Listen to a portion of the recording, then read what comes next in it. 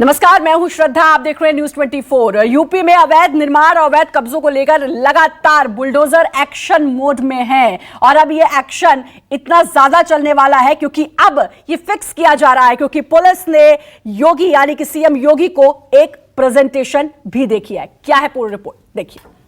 Bulldozer को मरम्मत करने के लिए भेज दिया हूं। 10 मार्च के बाद जब ये फिर से चलना प्रारंभ होगा तो जिन लोगों में अभी ज्यादा गर्मी निकल रही है, भाइयों बहनों, ये गर्मी 10 मार्च के बाद अपने आप शांत हो जाएगी।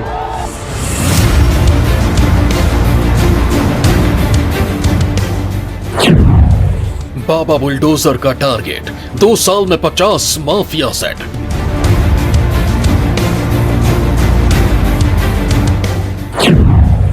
2024 के आम चुनाव से पहले गुंडा माफिया मुक्त उत्तर प्रदेश।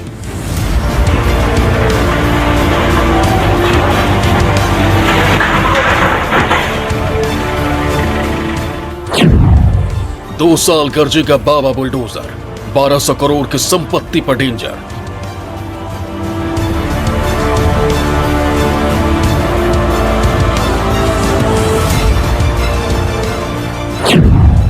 मुख्यमंत्री योगी का ऑर्डर आउट, माफिया छोड़ेंगे यूपी, नो डाउट।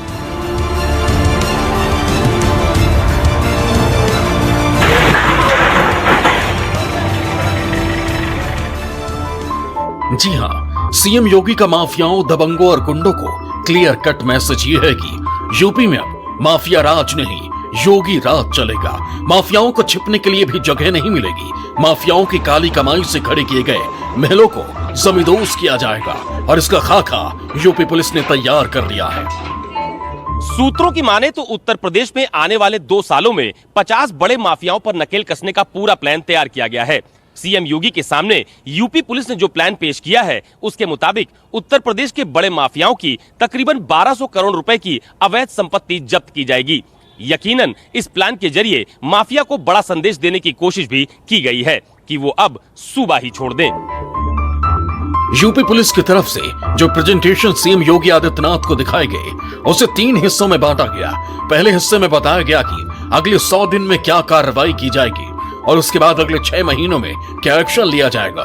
पूरे 2 साल के प्लान की बात करें तो यूपी पुलिस टॉप 50 माफियाओं पर कार्रवाई करेगी।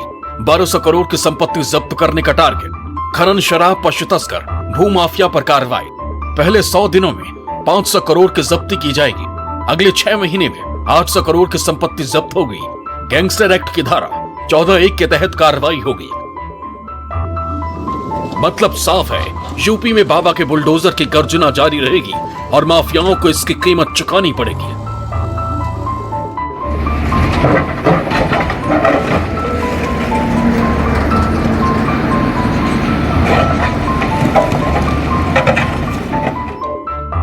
माना जा रहा है कि अगले लोकसभा चुनाव से पहले सरकार अपराध के खिलाफ सख्ती को लेकर अपनी छवि और मजबूत करना चाहती है।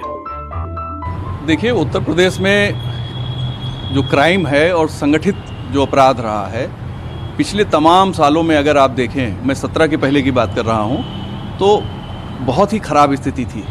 हर इलाके में, हर जिले में कहीं ना कहीं कोई ना कोई गैंगस्टर, एक थाने में 20-20, 25-25 गैंगस्टर। और जो गैंगस्टर के कानून है या जो माफिया, जो पॉलिटिक्स में आ गए अपराधी, वो माफिया कहे जाते हैं, तो माफियाओं का जो दबदबा रहा है, इन्होंने अवैध संपत्तियां बहुत बड़े पैमाने पर अर्जित की। सूत्रों के मुताबिक सीएम योगी के सामने पुलिस ने जो प्रेजेंटेशन दिया उसमें कहा गया है कि 100 दिनों के भीतर 25 माफियाओं के बजाय 50 टॉप माफियाओं के खिलाफ कार्रवाई हर हफ्ते समीक्षा की जाएगी और कोर्ट में लटके केसों में अगले 100 दिन में दोष सिद्ध कराया जाएगा। पुलिस ने 500 करोड़ रुपए की अवैध संपत्ति को जब्त करने का टारगेट सेट किया है। गैंगस्टर एक्ट के तहत माफियाओं के खिलाफ कार्रवाई। 800 करोड़ की संपत्ति जब्त करने का टारगेट रखा गया। बाजारों में शाम के वक्त पुलिस पेट्रोलिंग में इजाफा होगा।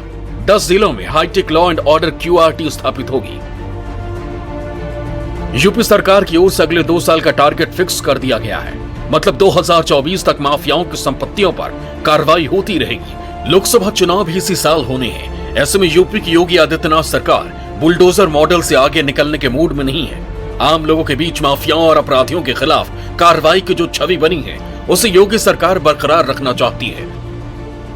जो सबसे ज़्यादा आपराधिक इतिहास जिनका है, जो लोगों की विशेष रूप से किराए पर हत्या करते हैं, भाड़े पर हत्या करते हैं, इसी तरह कुछ लोग डकैतियां डालते हैं, और अब एक नया तरीका निकला है, कुछ लोग बैंकों का पैसा गबन कर लेते हैं, और इसी तरह कुछ सार्वजनिक संपत्तियों का दुरुपयोग करके उन पर कब्जा करके उनको बेच लेते हैं। तो ये सब चिन्हित किए जाएंगे। पुलिस के जो संबंधित जोन के एडीजी साहब हैं, संबंधित रेंज के आईजी हैं या डीआईजी हैं, वो लोग और जिले के पुलिस अधीक्षक अपने सारे पुलिस अधिकारियों की मदद से अपने अपने जिले की सूची बनाएंगे। विधानसभा चुनाव में जिस प्रकार का फायदा बीजेपी को मिला, वही फायदा अब लोकसभा चुनाव में भी उठाने की कोशिश होगी। इसके लिए टारगेट तय कर दिया गया है। पुलिस प्रशासन अब इस टारगेट को ध्यान में रखते हुए माफियाओं की पहचान कर उनके खिलाफ कार्रवाई करेगा। कि ये जो सरकार के कदम है कि पहले उन्होंने 2050 करोड़ की संपत्ति जब्त की, अब वो एक नया टारगेट उन्होंने किया, तो इसका एस्टिमेट भी होगा सरकार के पास कि अभी कितने ऐसे अपराधी हैं, कितनी ऐसी संपत्तियां उनके पास हैं जो उन्होंने लोगों को दबाकर, क्राइम करके, सरकारी योजनाओं में लूट करके, विभागों को लूट करके अपनी संपत्तियां उन्होंने अर्जित की हैं, जिस पे कोई टैक्स नहीं देते हैं और लंबे समय से वो इसी काम में लगे हैं। तो ये एक अच्छा संदेश देने वाली बात है। और उत्तर प्रदेश में अगर क्रिमिनल्स फ्री उत्तर प्रदेश होगा तो मुझे लगता है कि डेवलपमेंट अपने आप दुगना हो जाएगा इसका। योगी सरकार के पहले कार्यकाल में मुख्तार अंसारी, अतीक अहमद जैसे तमाम बड़े माफियाओं के खिलाफ अभियान चलाए गए थे और उनकी अवैध संपत्तियों पर खूब बुलडोजर चला था। ये कोई कठिन लक्ष्य नहीं है। 2 साल में क्या, मैं तो समझता हूं कि अपने पुलिस विभाग के लंबे अनुभव के आधार पर मैं कह सकता हूं कि केवल आदेश करने की देर है। शासन ने जब आदेश कर दिया तो 2 साल नहीं, आप देखिएगा अगले 6 महीने में ही संभव है कि ये टारगेट पूरा हो जाए, क्योंकि बहुत टारगेट के लिए बहुत माफिया, बदमाश, और जो जिस तरह उसमें बात की गई है कि शिक्षा माफिया, नकल माफिया, भू माफिया, वन माफिया, तरह तरह की जो कैटेगरी हैं, खनन माफिया, इन सबको शामिल किया गया है। योगी सरकार ने ताबड़तोड़ अभियान चलाकर 2081 करोड़ रुपए की संपत्ति के जब्तीकरण और उन्हें ध्वस्त करने की कार्रवाई की थी, जिनके खिलाफ योगी सरकार ने कार्रवाई की थी। उनमें पहले कार्यकाल में 33 माफिया के करीब 858 करोड़ की संपत्ति शामिल थी।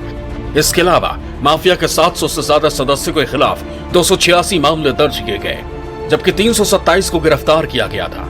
इनके पास से 277 लाइसेंसी असलहे भी जब्त किए गए। 102 के खिलाफ गुंडा एक्ट की कार्रवाई की गई, जबकि 266 के खिलाफ गैंगस्टर एक्ट के तहत कार्रवाई की गई। सीएम योगी के पहले कार्यकाल में यूपी पुलिस ने अपराधियों के साथ हुई मुठभेड़ में 159 को मार गिराया, जबकि 3755 गंभीर रूप से जख्मी हुए। सूबे में माफियाओं में सीएम योगी का खौफ फैला तो अपराध पर लगाम लगी, जिसका विधानसभा चुनाव में पार्टी को सीधा फायदा मिला। लिहाजा बीजेपी अपराधियों के खिलाफ सख्त एक्शन की छवि को बरकरार रखकर इसका फायदा 2024 के लोकसभा चुनाव में उठा सकती है। जानकारों का मानना है कि इसी वजह से 2 साल के प्लान पर काम शुरू हो रहा है। लखनऊ से मानस श्रीवास्तव के साथ ब्यूरो रिपोर्ट, न्यूज़ 24। माफिया और गुंडों पर लगाम कसने के लिए योगी सरकार ने अब 2 साल का टारगेट अपना फिक्स कर लिया है और साथ ही लगातार योगी सरकार माफिया और गुंडों के अवैध कब्जों और जमीनों पर कार्रवाई भी कर रही है। फिर चाहे कोई नेता ने जमीन पर अवैध कब्जा किया हो या माफिया ने, बुलडोजर के लिए सब बराबर है।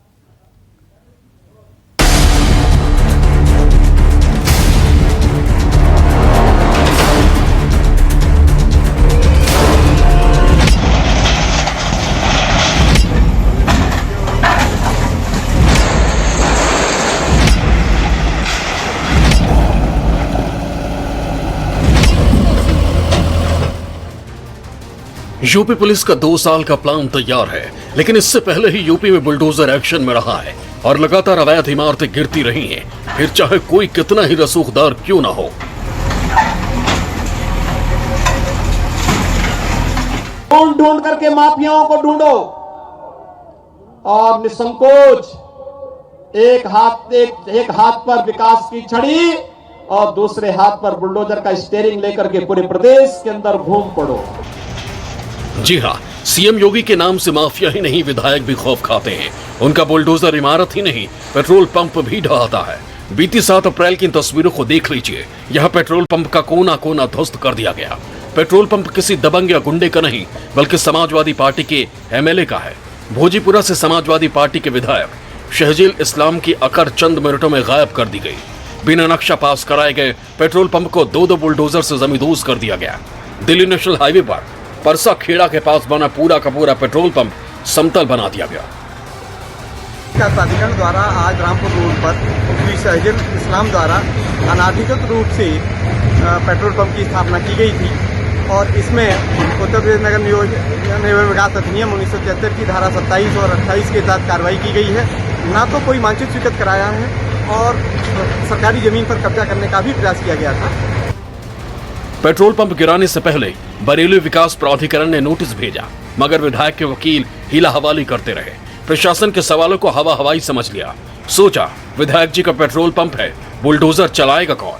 मगर योगी का बुलडोजर अवैध कब्जे को रत्ती भर भी माफ नहीं करता, पूरा का पूरा साफ करता है। और 7 अप्रैल को यही हुआ। प्रशासन की टीम लाभ लश्कर के साथ बुलडोजर लेकर पहुंची और फिर ऐसी कार्रवाई हुई कि विधायक साहब देखने तक नहीं आए। ये समाजवादी पार्टी के वही विधायक हैं जिन्होंने कुछ दिन पहले बंदूकों से धुआं नहीं गोली निकालने की जुबानी फायरिंग की। इसके बाद एमएलए साहब की गन तो बाहर नहीं निकली, मगर योगी का बुलडोजर तय वक्त पर पहुंच गया और फिर पेट्रोल पंप पर चढ़ाई कर दी। योगी के बुलडोजर का यह एक्शन हुआ शामली विधायक नाहिद हसन के चाचा पर।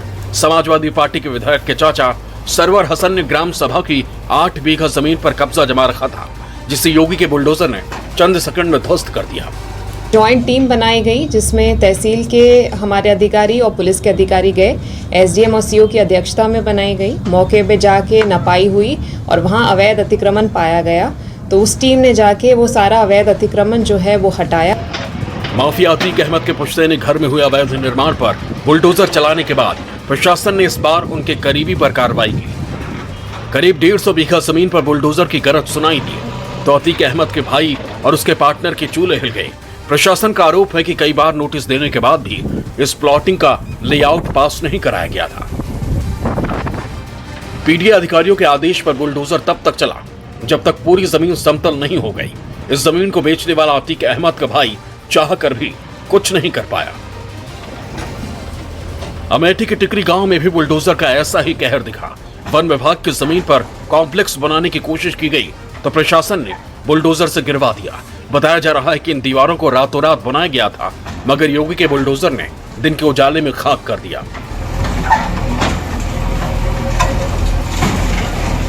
ये है कि सभी के लिए ये चेतावनी है और ये सभी के लिए सजेशन भी है कि आप कोई भी सरकारी ज़मीन पे आप कब्जा मत करिए, और यदि आपको लगता है कि आप पात्र हैं तो प्रॉपर उनको पट्टा होगा। सरकार की मंशा के अनुसार नियमानुसार उनके साथ कार्रवाई की जाएगी और सभी को ये चेतावनी दी जाती है कि आपको नियम विरुद्ध कोई भी कार्य मत करें। बुलडोजर की गूंज मेरठ में भी सुनाई दी।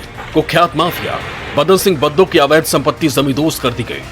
बताया गया कि जगन्नाथपुरी इलाके में पार्क पर अवैध कब्जा किया गया और फिर फैक्ट्री बनाई गई। प्रशासन को शिकायत मिली तो योगी 2.0 के हरकत में आती बुलडोजर निकाला गया और फिर करोड़ों की जमीन पर बने अवैध कब्जे को खंडहर कर दिया गया। 2.5 लाख का इनामी बदन सिंह बद्दो फरार हो गया, मगर बुलडोजर के जरिए उसकी कमर तोड़नी शुरू कर दी। ये पहले कभी पार्क की जमीन हुआ करती थी, अभी भी पार्क की जमीन है। इसमें धीरे धीरे भूमाफियाओं ने कब्जा करके, और इसमें जो सबसे बड़े भूमाफिया आपके मेरठ के बदन सिंह बद्दो और उनके सहयोगी, उन्होंने कब्जा किया हुआ था। और उसी में एक रेणु गुप्ता के नाम से इन्होंने यहाँ पे ये बिल्डिंग बना रखी थी, जिसका एमडी ने पूरे लीगल प्रावधानों का पालन करते हुए ध्वस्तीकरण का आदेश दिया। अब टारगेट पर 1-2 नहीं बल्कि यूपी के टॉप 50 माफिया हैं जिनकी अवैध संपत्ति पर कार्रवाई की तैयारी कर ली गई है और टारगेट फिक्स है। Bureau report, news 24। और रुकेंगे छोटे से ब्रेक के लिए, बने रहिए न्यूज़ 24 के साथ। नमस्कार, मैं हूं मानक गुप्ता। अगर आपको हमारा ये वीडियो पसंद आया हो तो इसे लाइक और शेयर जरूर करें, और हां, हमें सब्सक्राइब और फॉलो करना ना भूलें ताकि आप देश और दुनिया की कोई खबर मिस ना करें। तो जुड़े रहिए हमारे साथ और देखते रहिए न्यूज़ 24।